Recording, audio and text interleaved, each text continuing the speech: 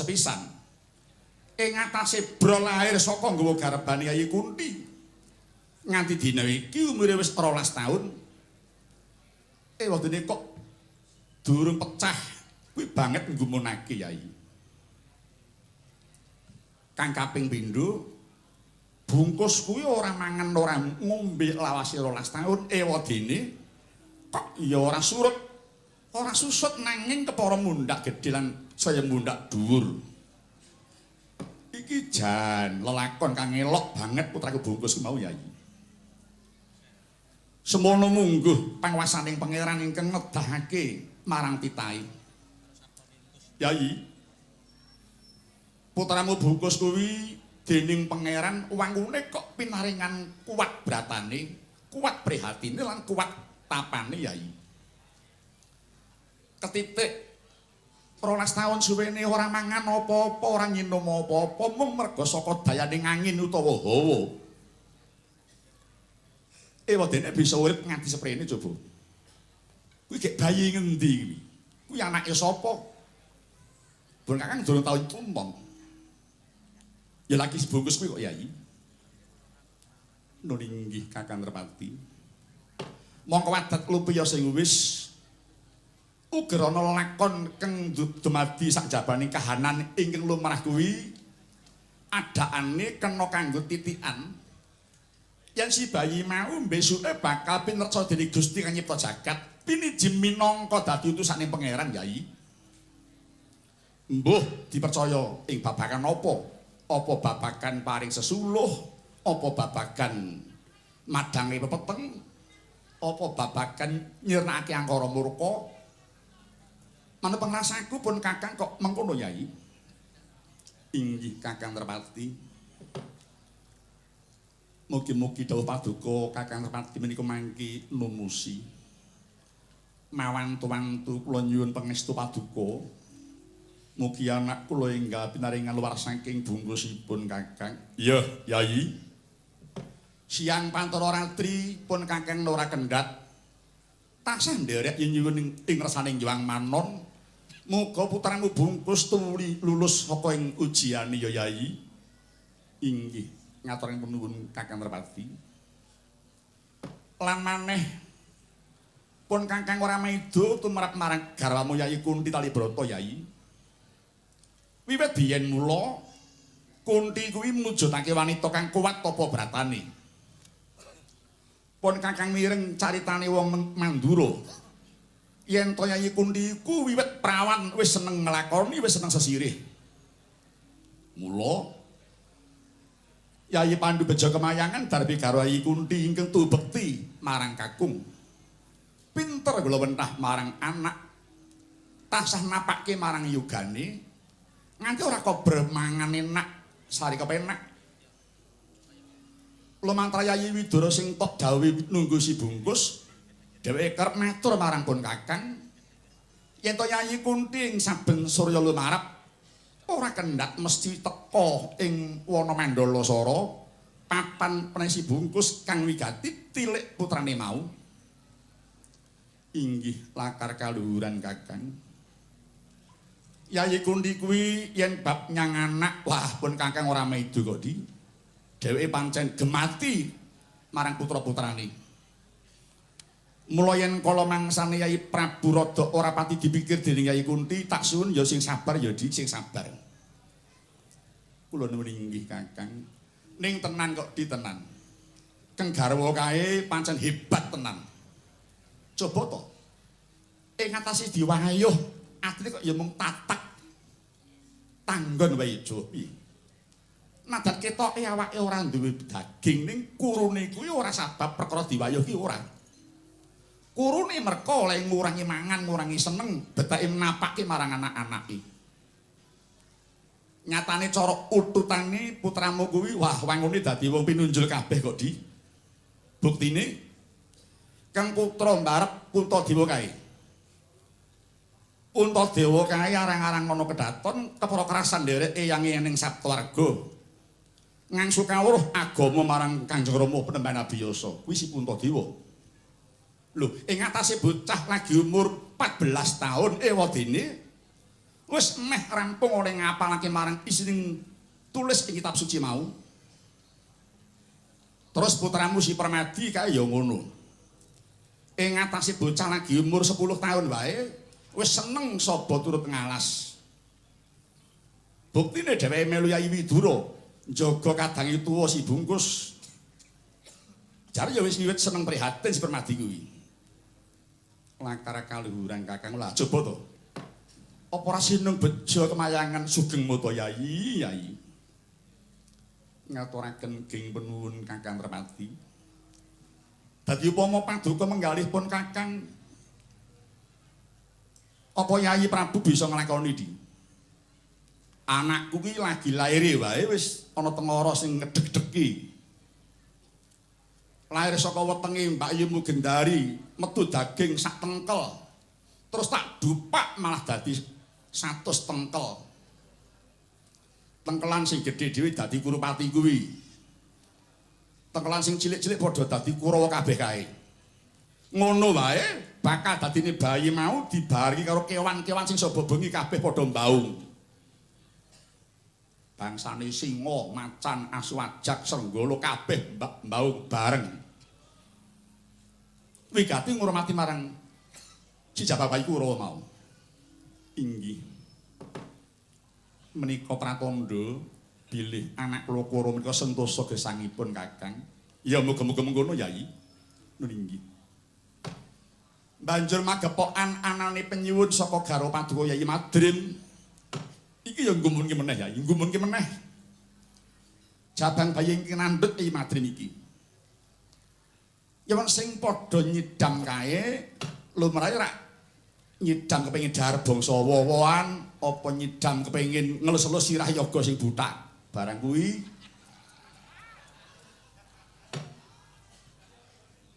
Yai Madrim nyidam lah kok kepengin numpak lembu wandine coba to. Bener hal Paduka Yai Prabu, yang lembu wandini kuwi titihan ning pukulun Bathara Guru. Mongko titihan kuwi lambanging Singangsana mono lambanging panguwasa. Dadi yen Madrim kepengin numpak lembu wandini kuwi padha karo Madrim nyidam kepengin nyekel panguwasa Kang Jungguri Selaka. Wah. Yai, yen nganti ana kleruning penampa Sang Hyang Bathara Guru, dinyono kadang para siyati bakal njungkeng pangening pukulun Bathara Manikmaya. Wah iki rada gawat Yai, gawat. Namung kok wangsulipun Kakang menawi mboten kula pinangkani penyuwunipun Yai Madrim, lajeng wonten pundi tanggal jawab kula dhateng garwa Kakang. Wah. Ya ana kono kuwi Yai. Ora biyen ora saiki kerja mbok enom kok. Nek-nek penyuwune. Yen ngono Yai Paduka Yai Prabu bakal minangkani marang pamitaning Si Madrim lakar kaluhuran Kakang Permadi. Kula badhe sowan pukulun Bathara Guru wigatos badhe nyuwun ngampil agemipun titian lembu wandini. Mboten ketang namung sak gebyaring tatit. Kula badhe mituruti penyuwunipun Yai Madrim. Sapa kulun Bathara Guru badhe mundhut bebana menapa kemawon badhe kula pinangkani Kakang. Bakanipun Yai Madrim saged kasembadan ing dados idam-idamanipun Kang Permadi. Wae ladalah. Mantep temen tekadmu Yai. Ya. Yen ngono terus Paduka Yai Prabu, ya wis mangsa borong. Mongko sing tak karepake Yai Prabu ndak aturi ngripih marang Madrim bisa ya aja nyidam numpak lembu wandini. Kakang pri menika sanes pikajengipun Yai Madrim nanging menika pamotahipun pun nang jabang bayi ingkang kinandhut Kakang. Ya. Isihan ning kandhutan wae kok gawat men abot men njaluke. Sok yen lair ge kaya bocah kuwi pengaribawani Yai. Yai Prabu wonten dawuh. Yen kadang para Yai Prabu bakal mituruti marang pamintani Madrim, pitungkasipun Kakang aja begat marang pengati-ati ya Di. Ingkang bisa ngamet prana atur Paduka marang pukulun Bathara Guru ya Yai. Kepetuning tembung aja kongsi hanjalari dukane Sang Hyang Manikmaya ya di nuwun inggih Kakang estokaken dawuh. Inggih menika duh Kakang Nrmati. Ri paduka nyuwun pamit saha nyuwun pangestu. Tumunten bidhal sakmenika ugi dhateng Kayuwangan Junggring Saloka. So sadangunipun kula tilar negari. Mugi wonten kepareng paduka Kakang Nrmati hamakili kula. Lenggah dampar mangreh para kawula Ngastina Kakang. Ya Yai, ngestake dawuh Yai Prabu. Rina Pantara Ratri ndak sesuai ngersaning Gusti, muga tindak paduka lebda ing karya Yai Prabu. Ngaturaken genging penuwun. Patih Gandamana kula nuwun wonten dimaring Kanjeng Sinuwun. Ingsun mundhut pamit arsa sengkar saka praja.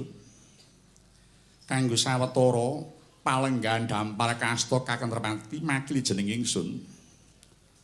Kang mengkono Gandamana goreh lan tentreming negara ingsun pasrah marang jeneng para Gandamana. Lan pamuji wingkeng ingsun pundhut muga antuk gawe tindak ingsun iki Gandamana. Nuwun inggih Kanjeng Sinuwun ngestakaken dawuh. Sembah nderek jeneng Kanjeng Sinuwun mugi Gusti tansah mayungi. Kulup Kurupati kula nuwun wonten diparing Kanjeng Rama Prabu. Ingsun mundhut pamit marang jeneng para kulup. Lan maneh aja pegat nggone Kurupati tansah melu ngrasa marang kadang usi bungkus. Nggih, Kanjeng mengestakaken dawuh. Kakang piye Yai? Saderengipun kula bidhal monggo Kakang paduka kula dherekaken minggah dhateng sanggar palanggatan. Wigatos manungku puja brata nyuwun ngersaning Hyang Manon. Mugi minangkani menung dados penyuwun kula Kakang Nrmati. Oh, iya Yai Prabu. Ayo ndak dherekake. Suman, kula wonten dawuh. Ingsun mundhut marang jeneng para Suman, dawuh marang para anakmu Kurawa, kinan padha tilik marang si bungkus, embang ajab karepe cedhak kekadangan ya Suman. Inggih, sendika Kakang. Tak jaluk aja nganti nalisi laku ya Suman, sendika Kakang Nrmati.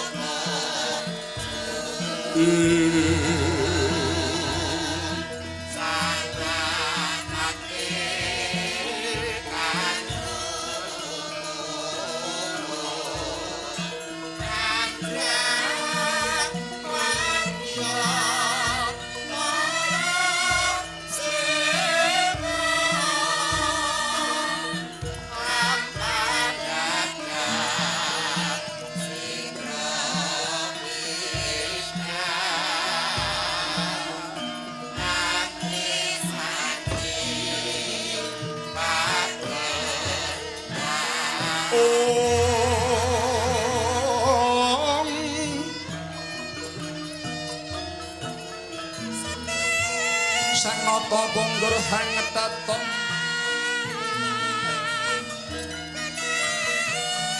tindak nyalengkeh-lengkeh lir sina lupa kahaya para kadaya sri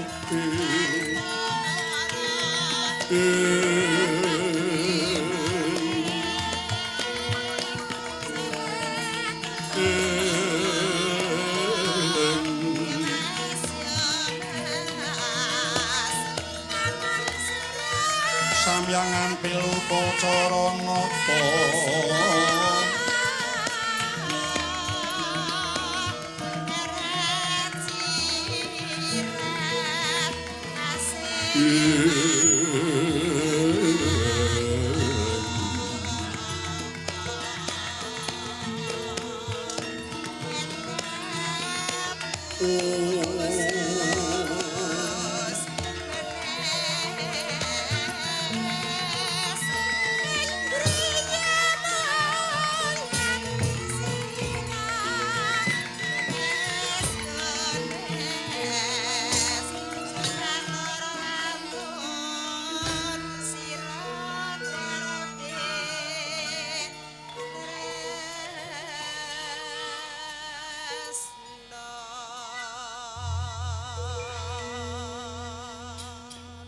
ana tuli sing yuwang widi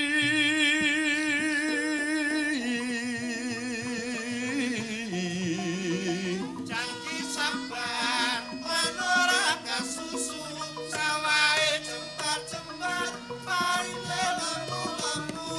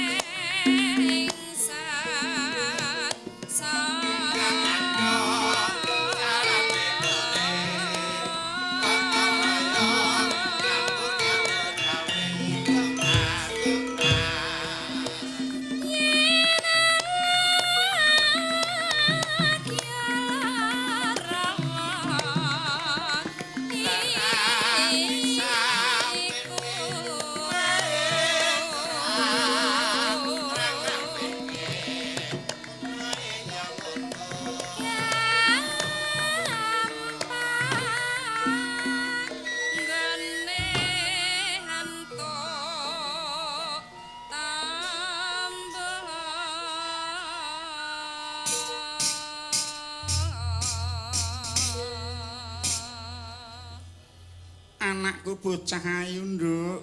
Sophia. Wonten dawuh yung nimbali marang anakmu aku. Iki nuhoni wewangsoning para pinter ya, Nggir. Sing sapa kepengin pinter kudu sinau. Sing kepengin kuat kudu bersatu.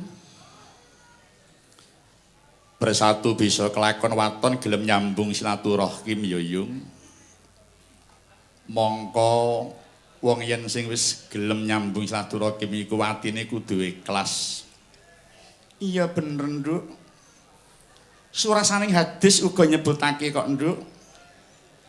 Ada 3 orang yang tertolak ibadahnya, nggih. Kuwi bangsa apa wae, Mak? 1. Anak durhaka kepada orang tua. Yang kedua, istri durhaka terhadap suami. Dan ketiga, orang yang memutus tali silaturahim, Nduk. Alhamdulillah ya, Mak. Silaturahim awake dhewe karo keluarga besar Unindra PGRI saya renggang gula kumupyur pulut. Heeh, Nduk. Matur sembah nuwun kunjuk Rektor Unindra. Bapak Priksa Dr. Haji Sumaryoto sak jajaranipun. Pun cangik dalah anak kula limbuk tasih dipun rengkuh dados keluarga besar Unindra. Ora waleh karo awake dhewe ya, Mak. Gak, Nduk. Ya iki kemurahaning Gusti ya, Nggir. Sambunging silaturahim kepara bisa njalari Unindra Hanjayang Bawana kok, Nggir. Kepara nyata, Mak. Transformasi saka STKIP PGRI dadi Unindra PGRI membawa implikasi pada paradigma baru manajemen pengelolaan perguruan tinggi.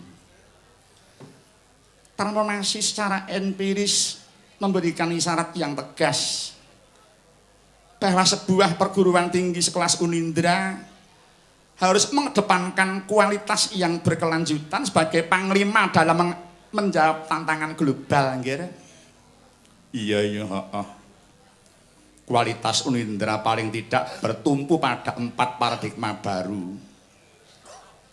4 ki apa wae, Nduk? Kayata otonomi, ukang akuntabilitas, evaluasi dan akreditasi, Yung. Dengan paradigma baru iki tuntutan akan lulusan sebuah perguruan tinggi mengharuskan budaya baru yang pro mutu, Mak. Ngono, heeh. Pro mutu yang dititik beratkan pada input, proses, output lan outcome, Yung. Aja kuwatir, Nduk, aja kuwatir. Unindra merupakan salah satu universitas LPTK utawa Lembaga Pendidikan Tinggi Tenaga Kependidikan di wilayah DKI Jaya iki ya, Nduk. Duweni prinsip menawa pendidikan tidak harus mahal, ora kudu larang ya, Nggir. SPP terjangkau, minat masyarakat tercover. Pendidikan dapat diakses seluruh lapisan masyarakat. Dan yang paling menjadi unggulan, pendidikan di Unindra berkualitas dengan dana yang terjangkau. Ini pancen bener kok, Nduk. Dengan moto utawa semboyan mandiri, peduli, dan kreatif, Unindra terus mencetak insan-insan pendidikan yang unggul, integratif, kompetitif, lan duweni akhlak mulia ya, Nduk.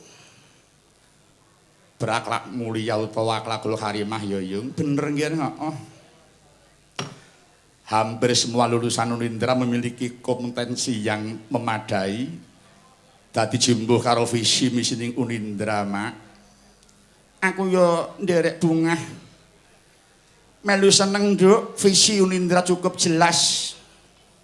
Yaitu sebagai lembaga pendidikan tinggi yang berperan aktif dalam pembangunan pendidikan nasional. Iya, Yung. Visi Unindra menggambarkan profil kelembagaan yang diproyeksikan untuk mencetak tenaga kependidikan dengan kapasitas keilmuan yang mandiri di satu sisi dan mempunyai integritas maupun akhlak mulia di sisi lain. Lan maneh sing luwih nyenengke, Nduk, Unindra wis mbangun gedung perkuliahan baru ya, Nggir. Berlantai 5 dengan daya tampung kurang lebih sekitar 23.000 mahasiswa, Nggir. Wah. Jos, saya ikut bangga. Mula ya, Nduk, yen ana kanca sing kepengin kuliah Unindra kon njupuk bagian arsitek ya, Nduk. Insyaallah. Nadyan gedunge mewah nanging SPP-ne ora owah, tetep isih murah kok, Mak. Bener, Nduk, heeh. Merga Unindra tetap berorientasi ngentas kemiskinan lan merangi kebodohan. Gak lali ya, Nduk, awake dhewe ngaturake ucapan selamat kepada para wisudawan yang telah merampungkan studinya di kampus Unindra. Sing diwisuda pira, Yung? Tidak kurang dari 704 wisudawan-wisudawati, Nduk. Ning ya kuwi lulus bukan berarti berakhir lho, Nggir. Iya toh? Iya.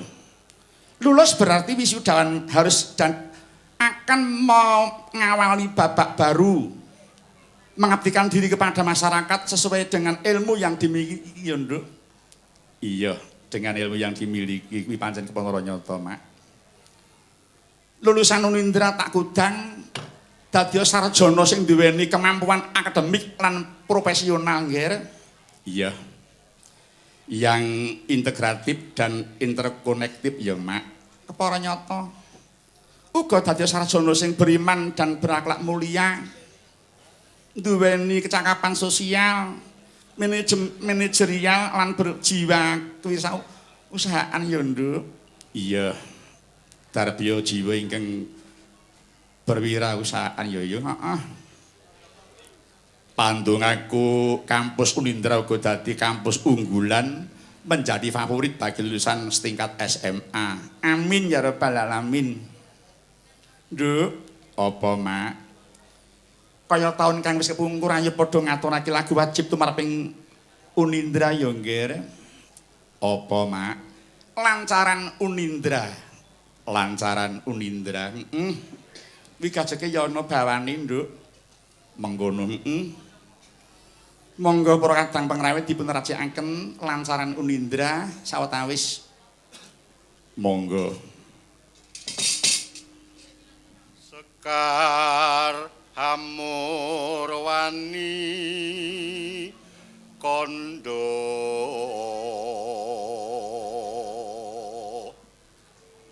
wis kababar lagu lancaran cakri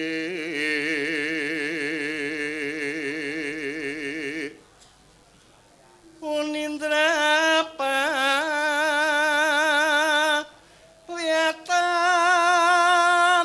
luhur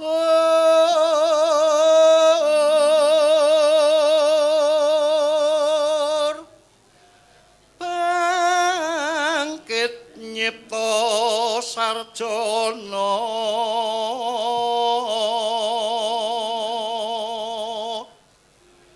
sarjana wasismum puni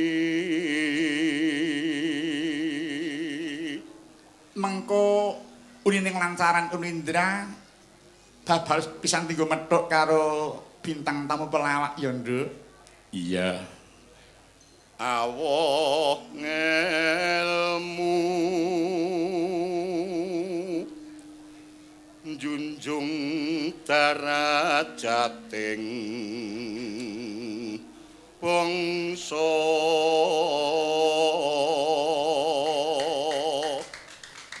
dadya pepu juling candi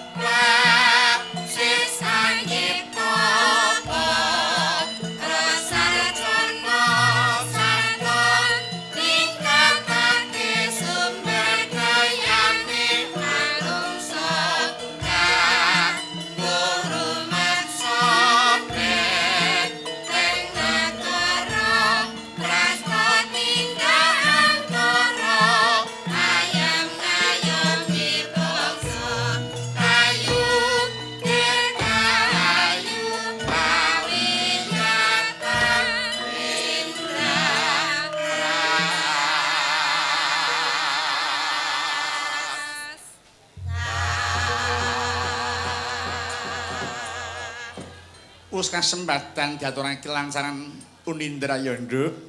Iya, Mak. Iki bintang tamu sang pelawak wis sowan. Pacare Biyung Lawas ya, Yung. Heeh. Mas Gareng saka Ngesti Pandhawa Semarang ya, Nduk. Asma asli Mas Sumar Bagio. Kuwi ya anak Gareng kok, Nduk. Anak Gareng piye? Kang ramane kuwi ya Gareng Ngesti Pandhawa, Nduk. Asmane Ki Marna Sabda.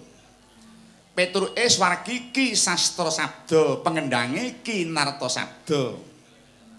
Mengkono ya, Mak. Ya ngono nuhuni marang wangson sing wis nyebutake sing jeneng woh yen jiglok ora dos saka wite. Kepara nyata, Nduk, heeh ki ya nurunke Gareng. Duwe Mbak Yu ya dadi Gareng wedok, Nduk. Mengkono.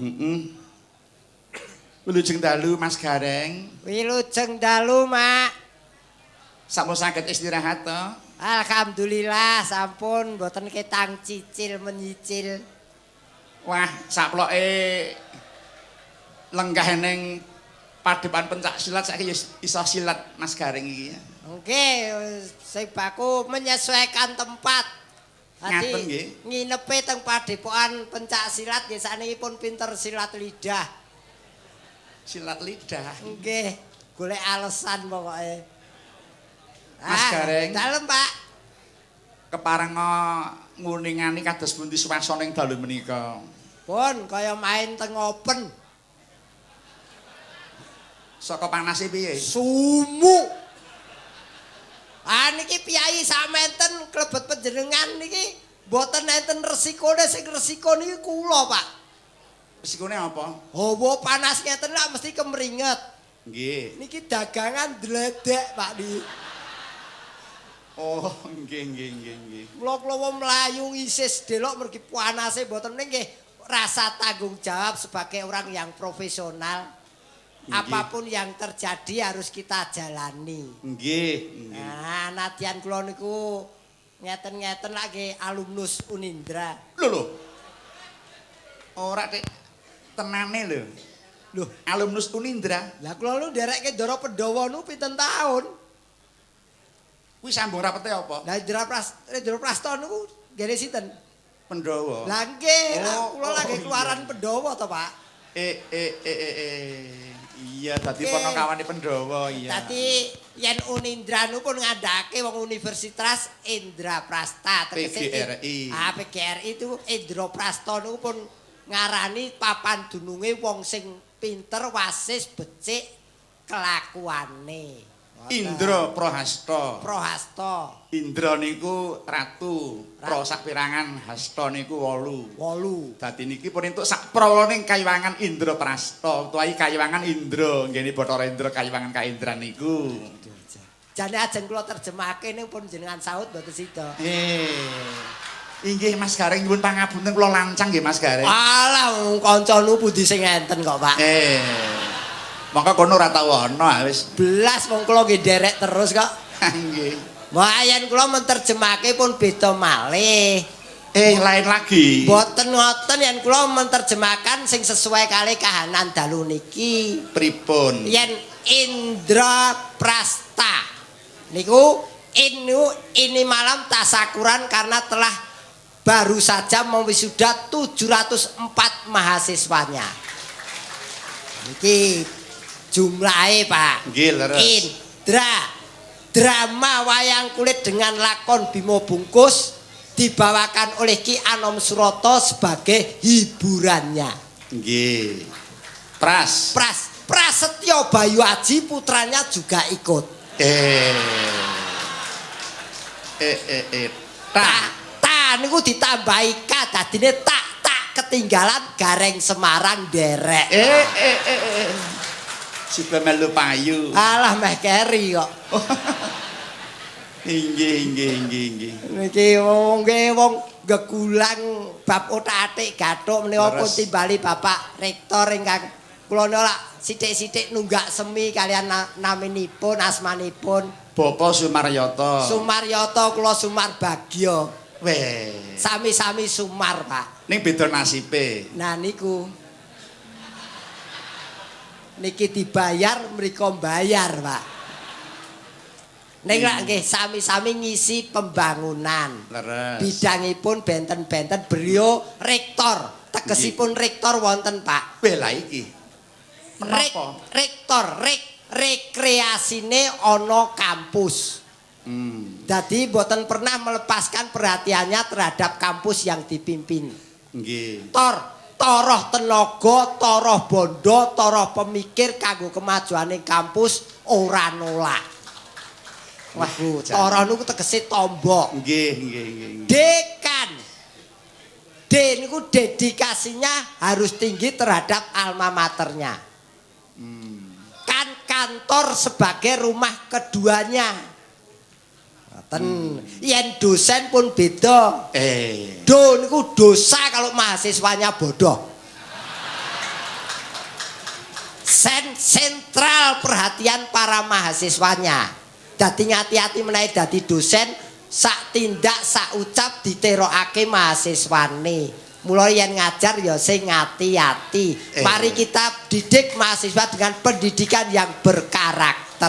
Nggih, yang berkarakter. Jane kula niku ajeng diangkat dosen, Pak. Jane. Waduh. Mengke iku dadi dosen garenge keter. Inggih. Nggih. Pancen nggih arang-arang kok dua profesi kuwi arang-arang kok. Pun napa-napa niku yen dimaru mboten lancar, Pak. Ngaten nggih. Nggih. Mila nggih cukup kula gareng mawon. Nggih. Sing baku halal. Wajib disyukuri nyatane ya ora tau prei. Nggih, nggih mengke terus ngerti-ngerti nu mabok ngoten mawon. Kula kesehatan niku penting nggih Mas Gareng. Pun Pak, pun kula jamoni. Napa jamune? Ndok, Tikan menapa? ndok pitik. Ndok pitik sak brutune. Oh golek ndok angele mboten jamaning nggih pangestunipun menika waras wiris seger sumyah. Alhamdulillah. Nggih mugi-mugi ingkang dipun wisuda para mahasiswa ingkang sampun dados sarjana saged lumampah. Justru setelah diwisuda inilah awal dari kehidupan Anda. Ya biasanipun lak ngaten mula niki Pak kula ajeng nyuwun pirsa bedanipun siswa kalian guru menika menapa, Pak?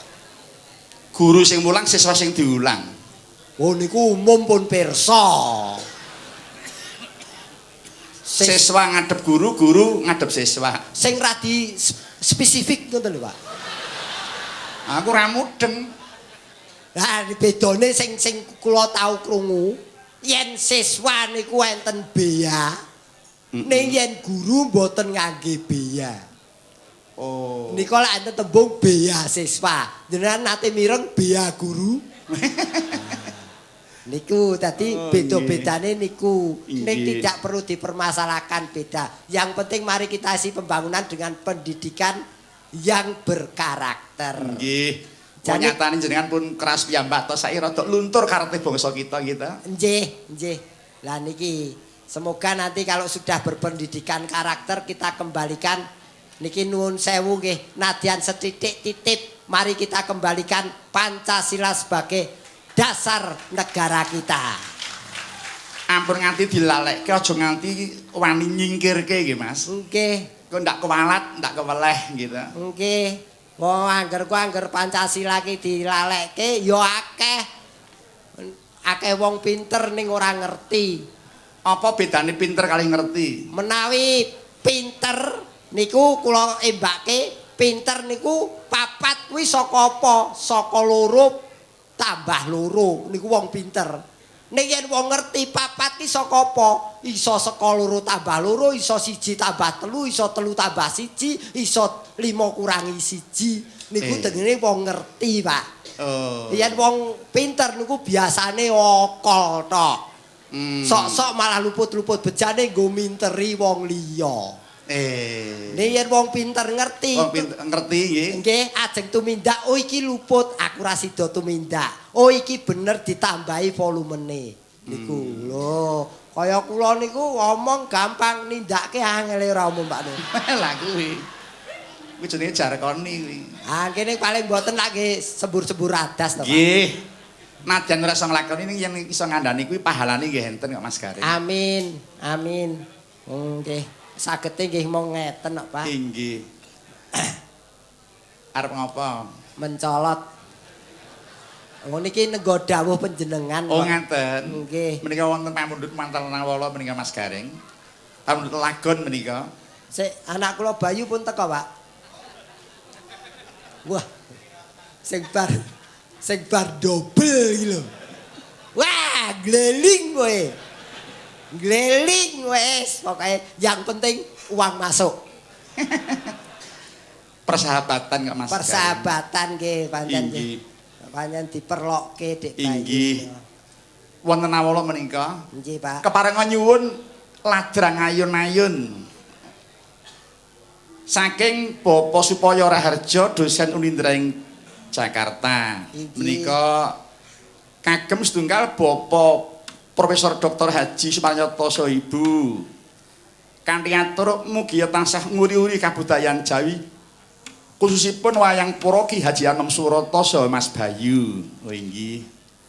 Kaping kalih kagem Bapak Sumardi SEMM. Apa kuwi? Sarjana ekonomi magister manajemen. Ketua panitia pagelaran wayang pura menika. Lajeng kaping 3 kagem Bapak Dr. Heru Suryono MMMPD Dekan FIPPS Unindra PGRI. Sembah nuwun. Menika Mas Gareng. Ngersakaken menapa Rama niku. Ladrang ayun-ayun pinter makan bawa pangkur nyamat Mas. Ugi menika kula aturaken dumateng Bapak Eko Cipta, Pak Rawuh. Oh, sembah Ngestrengi nuwun. dalu menika. Ketua Umum Pepadi. Inggih rawuh menika. Sembah nuwun Kang Mas Eko. Menika adatipun sok dipun dherekaken Kang Mas Wita adatipun. Nggih, mboten nggih. Nggih rawuh. Oh, nggih, lah nika. Bapak Kang Mas Wita sembah nuwun parang berkahi. Kang Mas Eko sembah nuwun ora nigak karo rayine. Nggih. Monggo Bu Rusiyanti pun aturaken pangkur nyamat Mas Bu. Cakepanipun barondong wilinut gula ngoten nika. Oh iya. Monggo. monggo Bu Lurah Mampang. Sinten? Niku Mbak Darsini. Nika Bu Rusiyanti kok. Sing dikangen sinten?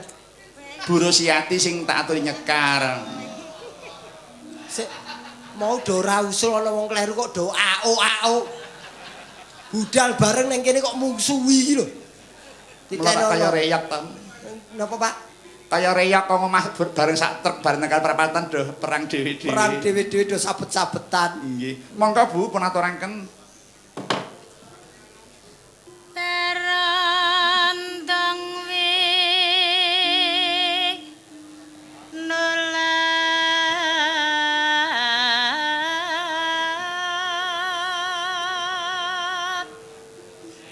kula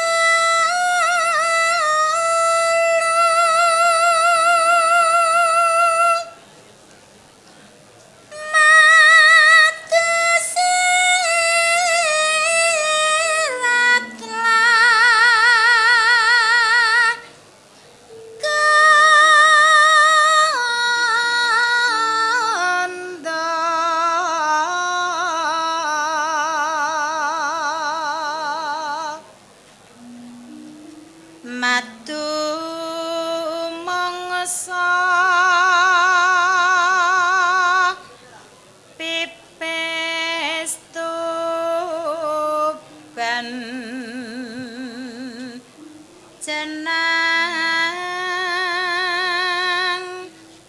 grandul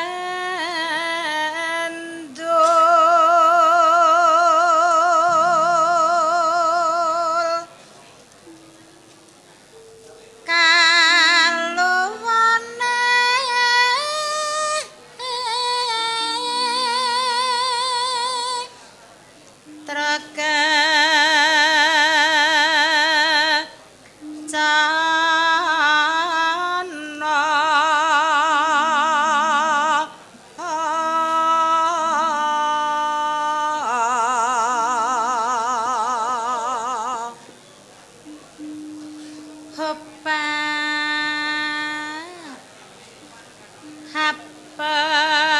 hapem lan serapi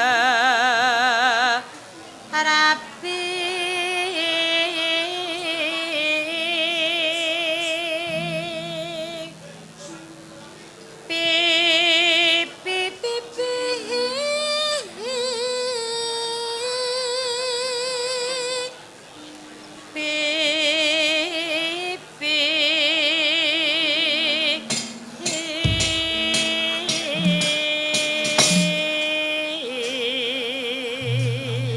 Kula nyuwun dipun gobyokaken sawetawis kangge jampi sumuk. Monggo. Monggo.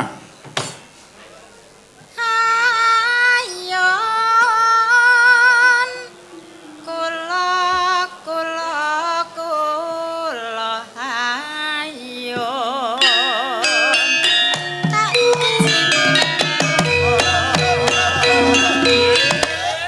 trahing nata garwa risang tanan jaya dene prayitna sabarang ayu samrana Kur. Monggo.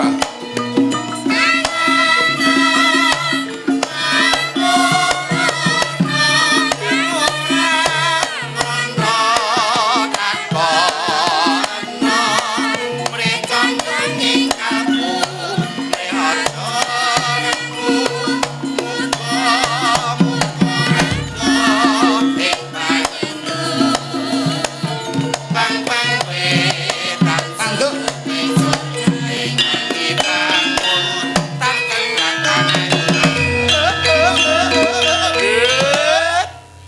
Semar dewa dewane tata harta jasa mayanat kastika iki uga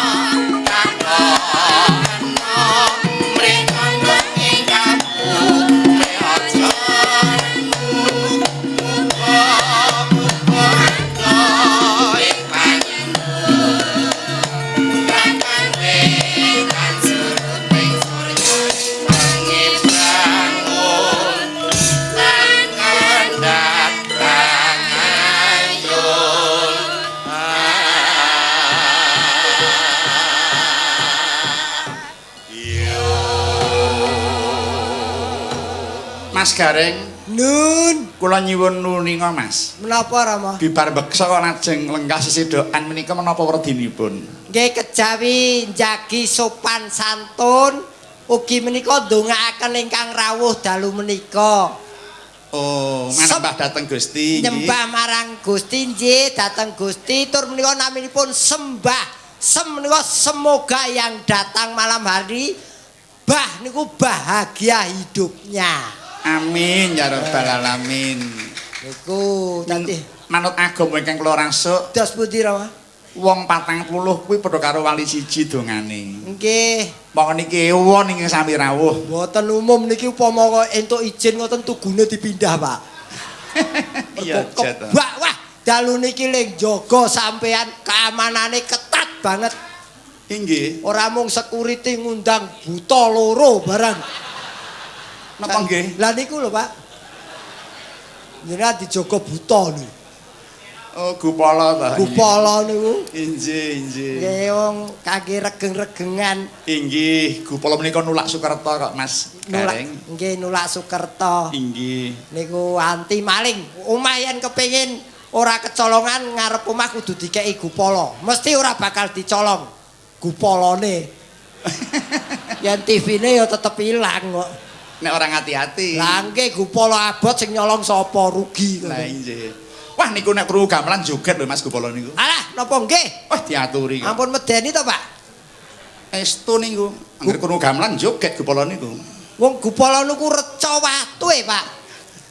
Lah nggih mula ya ora krungu. Oh, mlesetke to iki. Ya mesti ora krungu wong watu. Ah nggih mula ya ora joget wong ora krungu kok. Aku kok ya bodho men to bengi iki. Ayo nggih pancen mboten ajeng joget wong ora krungu kok. Inggih. Ngomong anu wah jan niki wau gending napa, Pak? Ayun-ayun. Nadyan gending dangu mboten medal sekeca pun midhangetaken nggih Rama. Inggih, inggih. Mula kula nyuwun nggih Mas Gareng. Napa Rama? Ana parikan to. Manuk manyar susuwe dawa ya to. Nggih. Entuk anyar aja lali karo sing tuwa niki. Oh, Lah nggih. manuk anyar. Najan entuk ngelmu anyar ning Pancasila ya aja dilalekke, aja ditinggal gitu. Niki wonten welingan kula kedalaken Pancasila mula badhe kula dalaken, Pak.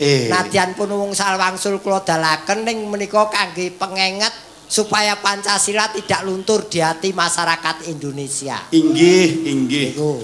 Ini dasar negari kok Mas. Dasar negara yang paling kuat dan diakui dunia itu Pancasila. Dari sila pertama sampai sila kedua itu menjadi sila kelima itu menjadi pondasinya negara kita. Nggih. Negara kita itu kuat karena didasari oleh Pancasila. Nggih. Setelah itu baru muncul pemerintahan yang pemerintahan mriki dipimpin dening presiden to, Pak. Nggih, leres. Nah, presiden menika saged nyambut gawe dibantu karo menteri-menterine. Nggih. Menteri kuwi ndek kantor jenengipun departemen. Heeh. Nah, departemen niku wangsul teng jari manusia menika. Lho kok Kok sik to? Departemen niku bali teng Jedi 5. Nggih. Pripun niku babarane? Niki pun genah kula wiwiti saking jempol Ibu Jarina Departemen Hukum dan HAM. Hukum Niki dan HAM. Hukum dan HAM niki Departemen Hukum. Diwakili jempol. Nggih, wong ora iso maca, ora iso nulis, watone isih duwe jempol, utang, hukume sah. Oh, cap jempol. Nggih. Ya niki, Pak. Niki Penuding. Menteri yen riyen penerangan sakniki Menko POM niku to, Pak. Nggih. Nah niki menerangkan, keong Mas niku pundi, Mas? Alah mriku lho. Iku, yen niki Departemen Peternakan niki, Pak. Tengah niku. Nggih. Iki. Fungsine. Jeng niliki pitik arep ngendhok niku nggih niki slup. Iki. Agar saya guyu kulino gunake iki mesti. Yen niki, Pak, niki Departemen Agama. Kok iso? Lho tukar cincin. Rabi niku lak nggih jari niki. Nggih. Nah, yen niki cilik fungsine gede Departemen Kesehatan. Napa niku? Wah.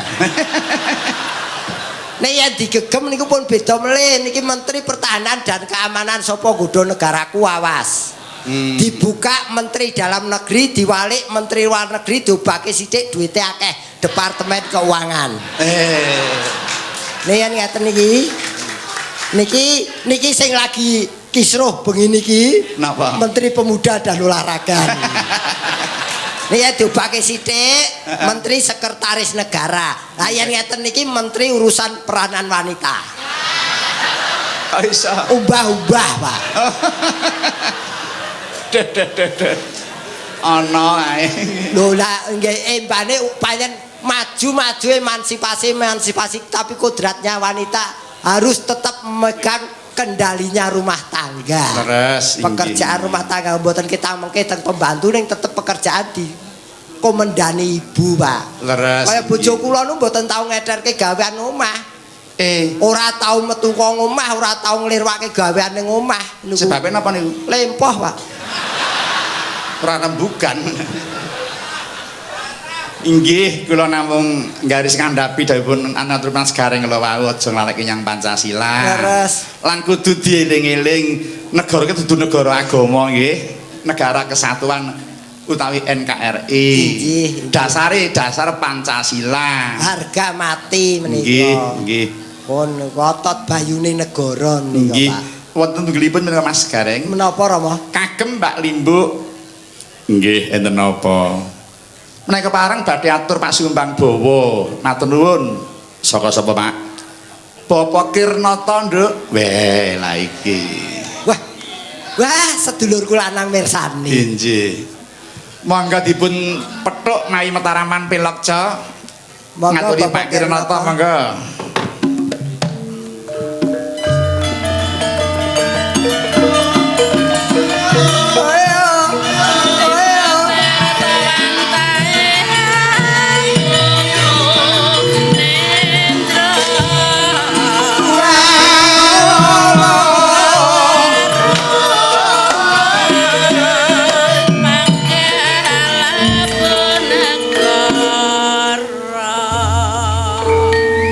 Wilujeng dalu Pak Kirnata. Wilujeng dalu Pak. Nggih, sembah nuwun kepareng rawuh berkahi Pak Kirnata. Dapun pinanggih kangen kula, Pak. Nggih, Pak. Isa plek semayang mayang dhewe kok Mas Gareng sareng-areng nimbali aku saiki. Nggih, Nggih. ditengko. Tahun baru Pak insyaallah. Insyaallah nggih. Nggih, mugi sedaya maling wilujeng. Badhe bawa menapa Pak Kirnata? Kula badhe bawa anu ngancani ngrencangi kanca kula dokter DRA Fahmi. Nggih. Oh, DRA Fahmi. Nggih, DRA. Sik sekolahe kapan wisudane kapan kok Fahmi sakniki pun DRA lho. Ora nyono lho Pak, saya dokter Anda. Dokter Nggih. Andai. Nggih pancen dokter Anda. Inggih. DRA. Napa, Pak? Dadi rondo anyar. Oh, Dereng. enak buka wati. Kok malah luwih ngerti kono timbangane aku ya? Lah nggih. Nggih, kula hubungan terus kok. Nggih. Inggih, monggo badhe bawa menapa Pak Kirnata? Kula bawa rondo kempling. Oh, rada kempling. Nyuwun ngapunten nek keliru ya biasa, nek leres ya aja disalahke. Wis genah lho, Pak. Inggih. Nggih. Dipun bawani pro langsung lagunipun. Bawa mawon Pak Bawa mangke duet. Oh, inggih, monggo. Dipun tinting Pak Pengendara, monggo. Kula mboten sangaten nggih, Pak. Mboten lenggahan mawon nggih. Monggo kersa kula merdikaaken ngono. Ajeng saring mboten masalah, Pak. Wulan jar mesemmu jiwat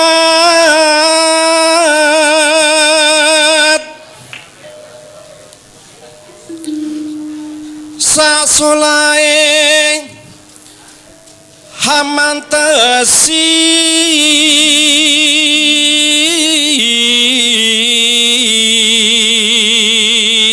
mbok tepuk sih wong tepuk mboten bayar mon kok mboten tepuk. Oh, derek bibar kok njaluk dikeploki. Kaya gabur dara. Sumeh bangkit nuju prana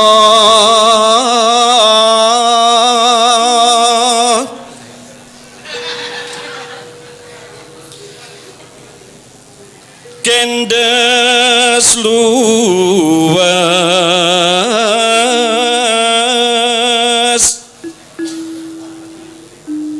maraati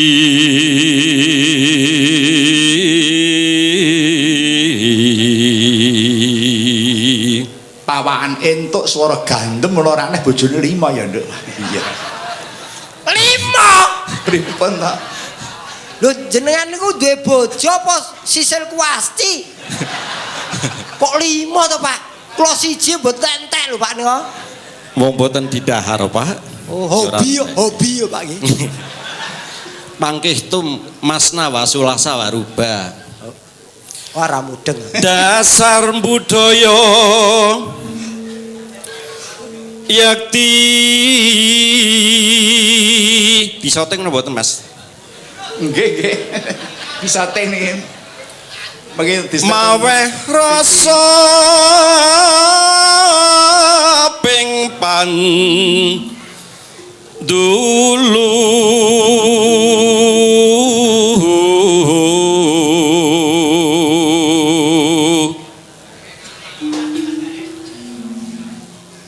nadyan dadi warondo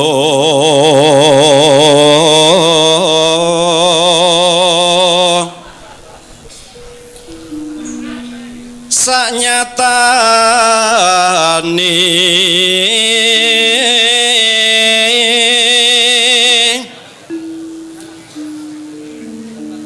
maksih kempling pling pling pling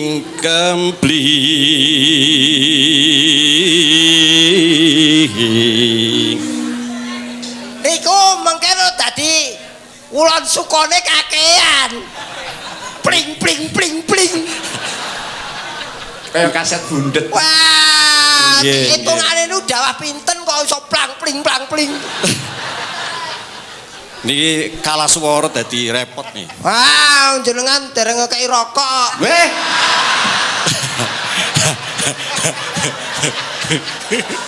Sampun bincang-bincang. Rondo kempling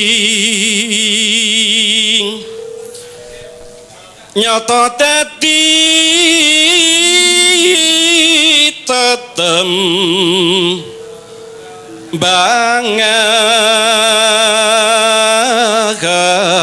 bangan. Tepuk tangan tuh Pak Kirnoto. Wah, Duet kali Mbak Pahmi nggih, Pak. Oh iya, nggih, mangga. monggo. Enggak. Enakan jumeneng Mbak Pahmi kat. Nun, Oh, mboten. lenggah mawon Bu Oh, Pamit nggih. nek jumeneng. Panjenengane ngadeg, Pak. Mbak Fani ajengipun lenggah mawon. Nggih.